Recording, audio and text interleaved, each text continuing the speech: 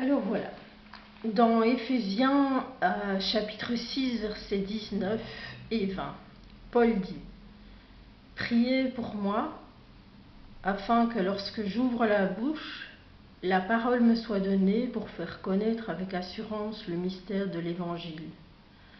C'est pour lui que je suis ambassadeur dans les chaînes. » Alors la parenthèse qui vient de moi.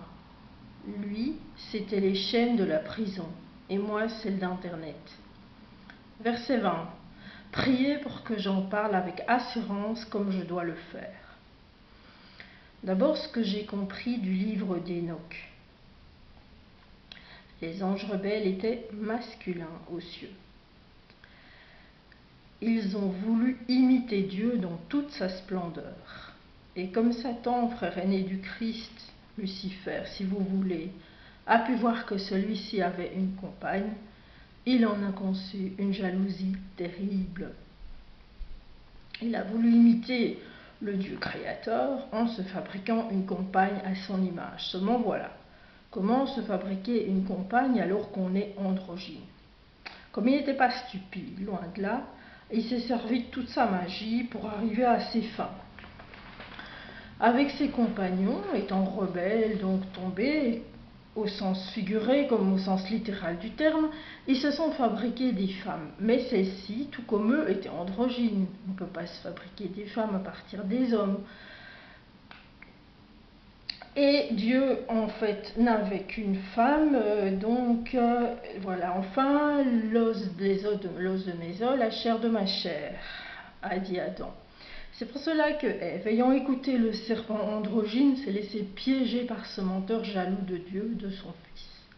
Suite à cette embrouille, Adam fut chargé de reconduire Ève dans le bon chemin en s'aidant du médiateur et Père, Jésus-Christ, qui est lui-même descendu sauver ses enfants de la menace dans le corps, en descendant dans le corps de la Vierge Marie. Dieu est pour ses enfants comme une mère. Quand celle-ci vient à manquer, c'est ce qui s'est passé. Il est tout amour et patience pour ceux qui l'aiment. Mais voilà, on est tous sur le champ de bataille. Et si vous ne vous mettez pas à chercher votre Père, le Dieu de nos pères, Abraham, Isaac, Jacob et de Jésus-Christ, pas celui enseigné par le pape, mais celui des évangiles, des vrais évangiles, et de l'Esprit Saint, il ne pourra bientôt plus y avoir de temps pour apprendre à le connaître, parce que nous serons dans les grandes tribulations, c'est-à-dire que dans le grand champ de bataille engagé entre Dieu et ses partisans, et son ennemi, le malin et ses partisans, qui veulent la perte du vrai Dieu, par Jésus-Christ. 2 Corinthiens 13-15. Même Satan se transforme en ange de lumière. Quand le malin ne peut pas nous attendre par l'esprit, il crée une belle femme pour nous tenter par la chair. C'est vrai, je l'ai recopié. Les gens ignorent beaucoup de cet ennemi. Voir connais ton adversaire dans ma chaîne Unité de Dieu, Marie-Claire. Donc l'image du cerisier du Japon, parce qu'il y a beaucoup de Marie-Claire. Le fruit de Satan consiste en devenir Dieu. Fais ce que tu veux. La réincarnation, deuxièmement. Et troisièmement, l'initiation au culte. Alors, un petit aperçu. Anton Lavey, qui était un grand sataniste, a admis que le cœur du New Age est le satanisme.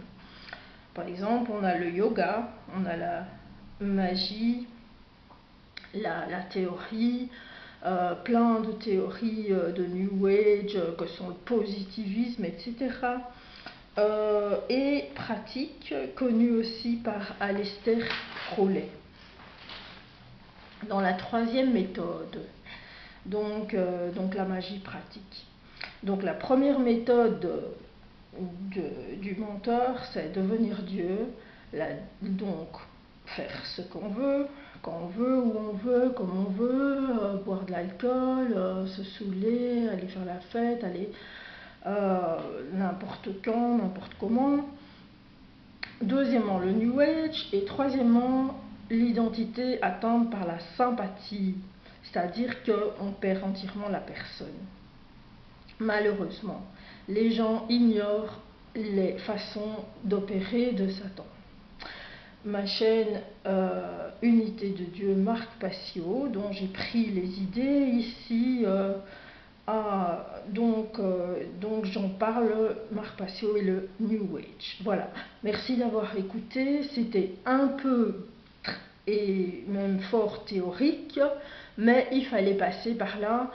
Au revoir et que Dieu vous donne l'envie de le connaître et que vous ayez vous aussi envie de connaître votre Père. Amen.